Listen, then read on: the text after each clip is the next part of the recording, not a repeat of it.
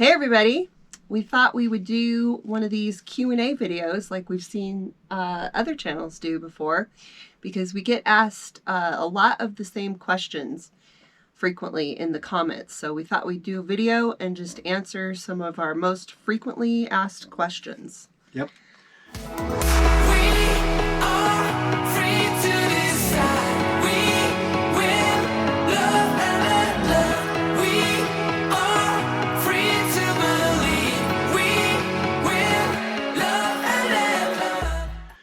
And just outside of the bottom of the shot, you're going to hear this grunting noise. Snarling. That's the sound of Homie sitting there breathing and snoring.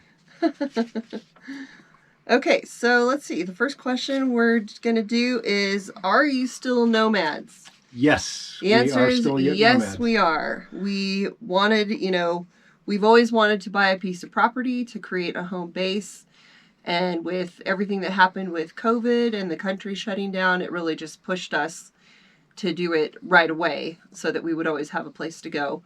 But yes, we still consider ourselves nomads. We'll still be traveling, and we'll be on the homestead part of the year and traveling. Yeah. Our intentions were to spend about 6 months a year at our homestead in 2 different stints.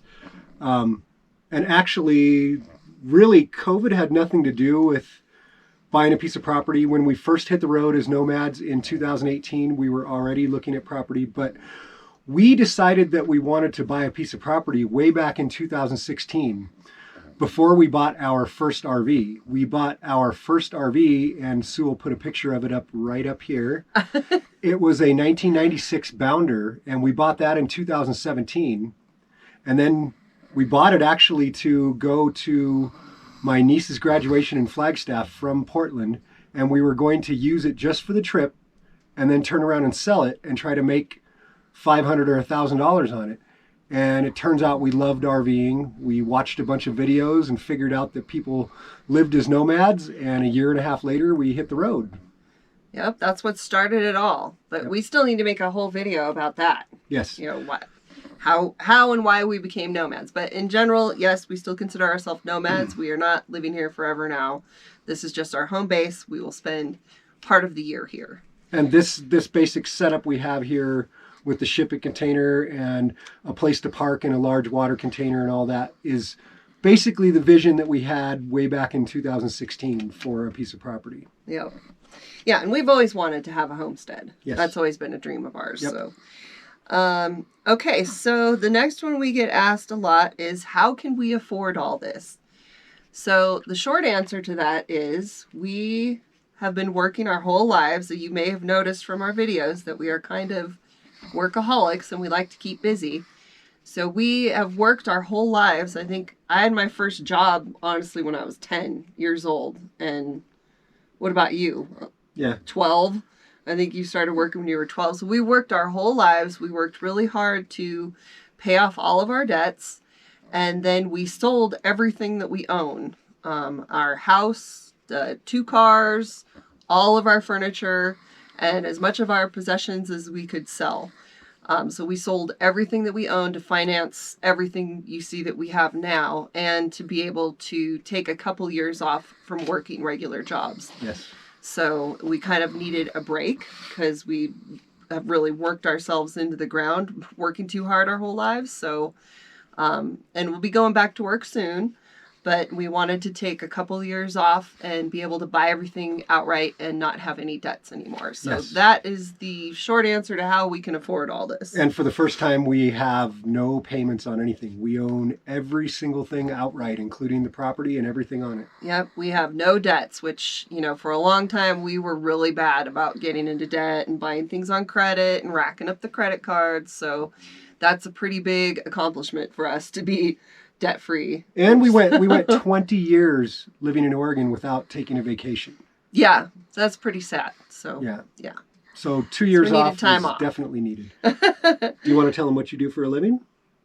Yes, I'm actually going to address that in let's do the next question. Okay. So another question we get asked a lot is, what if there's an emergency and we're way out here in the middle of nowhere and there's no, ambulance or hospital? So I am a nurse. And if you know much about nurses. We don't like to go to the doctor. We like to, we think we're a lot of times smarter than the doctors. So I have a huge supply of stuff. I mean, I could even do stitches if I needed to. Yeah, we have a field surgeon's trauma kit from the military. Yeah. It's a very extensive kit. And then we also have an emergency trauma kit, which I will grab real quick to show you. And I basically have like a Walgreens supply of over-the-counter medications for anything that should come about. This is an emergency trauma kit. This is something that I had wanted to get for years. This is something that a lot of gun trainers keep on hand because it's got an emergency, very quick, rapid splint. It's got a lot of quick clot and gunshot compression type bandages, which also take care of any other large trauma, bleeding trauma, enough to get you to the hospital. Yeah, and because I'm a nurse, I'm pretty good at judging when someone would need to go to the doctor or to the hospital, which I can handle a lot of situations here with what we have. And my advice for people is the more you go to the doctor, the sicker you will be. So we'll just leave it at that. So we don't go to the doctor very much. We take a lot of vitamins, try to eat healthy. We cook everything from scratch. I'm very into natural medicine. You know, whenever anybody gets sick, I start pushing vitamin C in this weird onion drink that I make. But yeah, you can solve a lot of issues at home with natural medicine and just trying to live a healthy lifestyle and take care of yourself that way. But if there was an emergency and we had to go to the hospital, you know, there is one in Flagstaff. And hopefully, you know, we would know that someone needed to go to the hospital before it was too late. I don't know how to word that, but yeah. I mean, when you live out in the middle of nowhere, response time is slow. I mean, yeah. If I mean, we you were could to call, you could call 911. I don't know how long it would take them to get here, but you could go. Probably what you could do is call them and then meet them somewhere. Yeah. But you're looking at, for an ambulance to get here and paramedics, probably a minimum of a half hour to 45 minutes. And same way as if we called the police, we're looking at well over an hour of response time. That's why I am armed, is because when you live in that type of situation, the police can only show up to take a report of what has already happened. You are in charge of your own safety. Yeah. So I think if we had a medical emergency where we needed an ambulance, I would call 911 and then we would meet them. Like we'd drive down the dirt road and meet them on the highway because that would be faster. So, but anyway, we try not to, you know, live in fear about what if this and what if that. And, I try to be careful. We don't worry about it. I'm the most klutzy person when it comes to being injured. So yeah, that's true. He basically needs to wear a helmet all the time. I hit my head a lot. Yeah. You haven't seen it on camera, but yes, I hit my head a lot. Threatened to put a helmet on him. So, okay. So hang on a second. I need a Kleenex. So the next one we get a lot is, why don't you build a cover for the RV like a carport to park it under to protect it from the weather? Well, we can't do that because that would block our solar panels. We have 2 giant solar panels on the roof.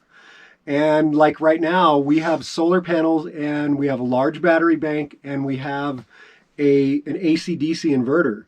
So right now, all of the 110 plugs in the RV are live and we can use them all day long and most of the evening and in the early morning hours when I get up, all from the batteries that are charged from the solar. Yeah, so we wouldn't want to cover up our solar panels. I mean, it's a good idea.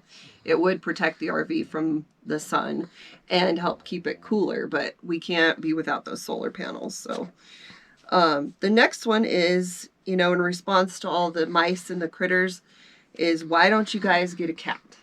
And the reason we don't get a cat is because we are not going to be here year round, and I am very allergic to cats, so we could never have a cat in the RV with us. We wouldn't be able to take it with us when we left, and we wouldn't want to leave it here to fend for itself. Chances are it would get eaten by coyotes. So right, or run out of food in the winter. Yeah, so I would love to get some cats to help with the mice problem, but we just can't sort out how we could leave them here, and that seems like it would be mean. And right. I thought about, you know, we could go rescue some from the pound or whatever, but it would have to be an outdoor cat. It'd have to be kind of a wild cat, and you really don't know what kind of life the cat has had that you get from the pound. Like if it was an indoor cat that had only spent its life hanging out on people's laps, it would be cruel to throw it outside and turn it into a mouser. So we did think about the cats, and there's another person here in the area that had some kittens. But yeah, we just can't sort that out. So no cat for now. I think I'm doing pretty good. Just add the mice killer. Yeah, we've been here for around 100 days, and my total now is up to 135. That's insane. You need to get like some black paint right here, and they'll make you a little necklace of like mouse tails. Okay, we're not going to do that. That's just a joke. Yeah.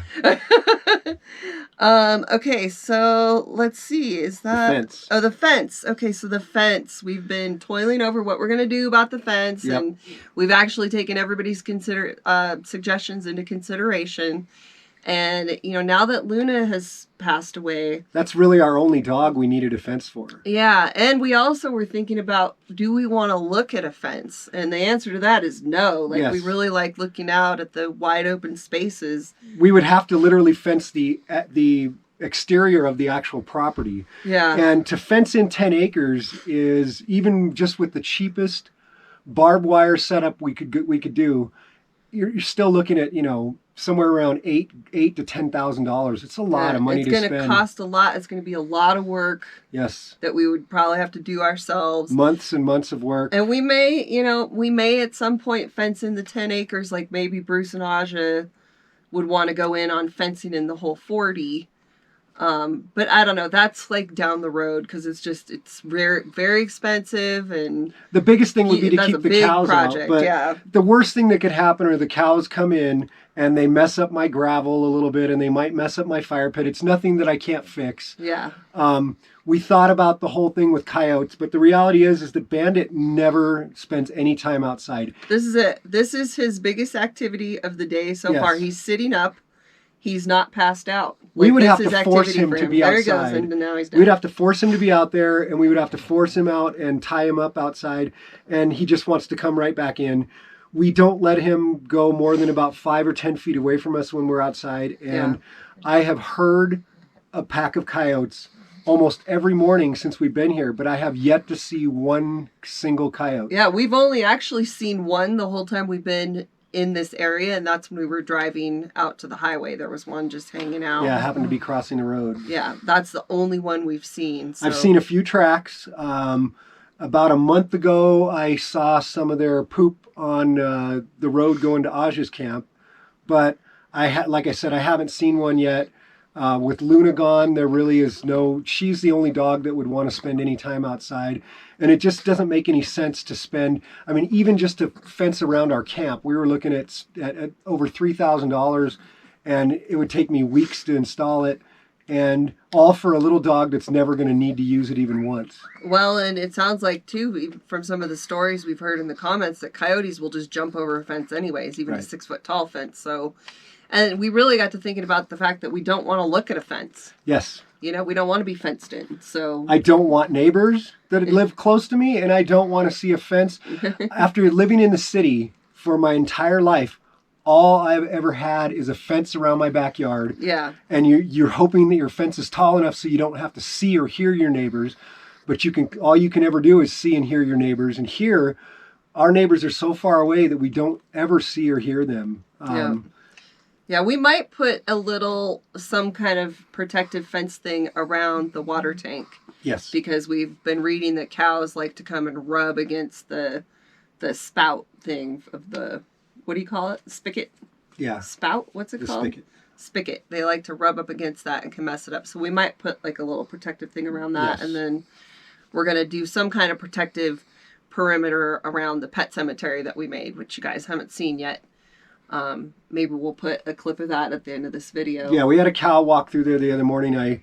When I was outside, I noticed that there was a cow standing right next to the little pet cemetery, and I walked over there, and I scared him away, and it was a bull, and the damn thing walked within 2 inches of the nice gravestones we had, and he had been 2 inches more farther over, he would have snapped a bunch of them. So yeah. So we want to put like and I mean, we could remake those if it's not like they're not replaceable, but right. who wants to redo something you already did? So yeah, Kate walked right next to it.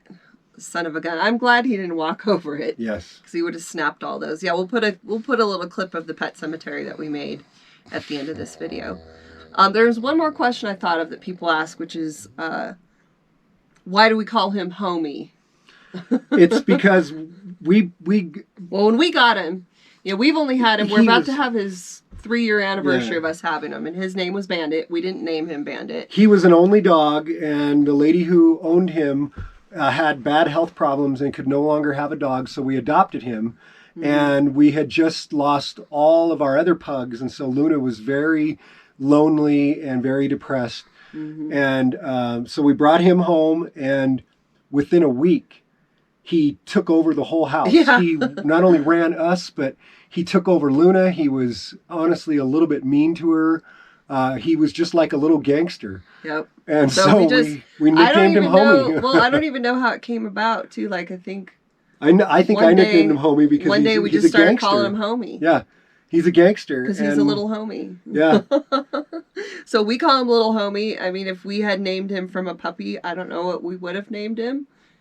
We didn't name him Bandit. I don't know if we would have picked that name. I mean, honestly, a good nickname for him is Eating Machine. Yeah. This dog lives to eat, beg for food, and sleep. That's it.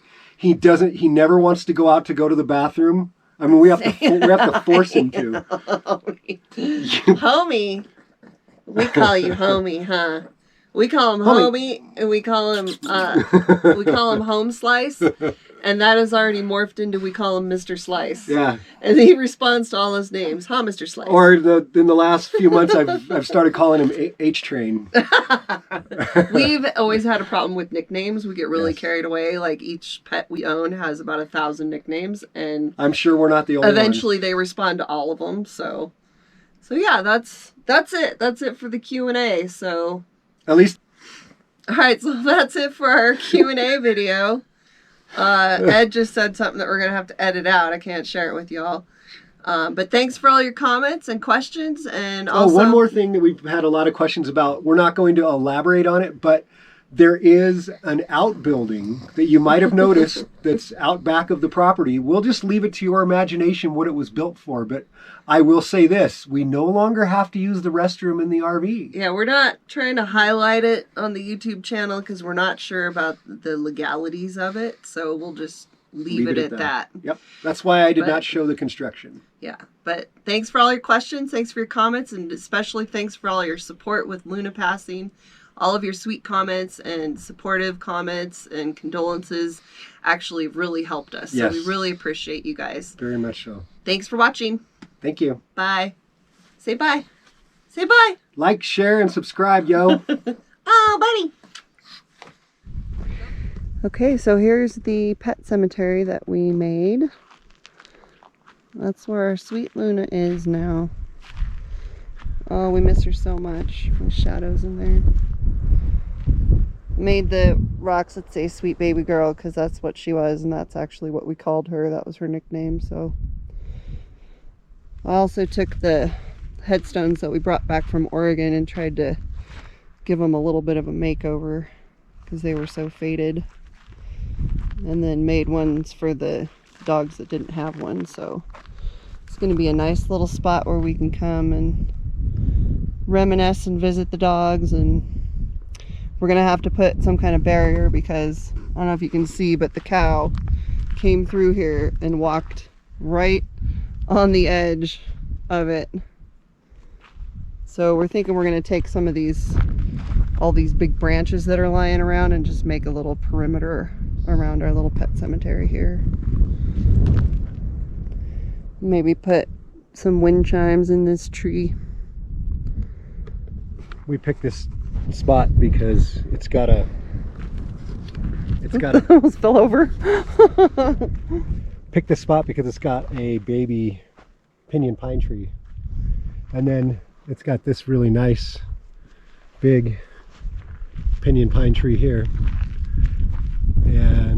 It's not the biggest one on the property, but it's the healthiest, it's the greeniest. And it just seemed like a really nice spot for Luna's final resting place. Every afternoon she's got shade. And these are all of the headstones of all of our dogs. First dog, which is the small rock in the front, which is our dog Goliath. He was a Rottweiler. And Max was our cat. Max was the cat. We had him for 19 years. Can't believe that cat lived that long. Cassius was my male boxer. Big boxer too. He was 100 pounds. Shady was our little black pug. Not the smartest dog, but the sweetest. Ruby was Sue's beloved female pug. We had her for a long time. Uki was a little pug that we adopted. My friend was going to put her to sleep because she had health problems, and we adopted her, and she lived for 2.5 more years. And then, of course, baby girl. Yeah, we miss her so much. Yeah, it's not the same without her. It's hard to get used to life without her. And you can see the gravel. I made more of the same gravel as the fire pit for the graves.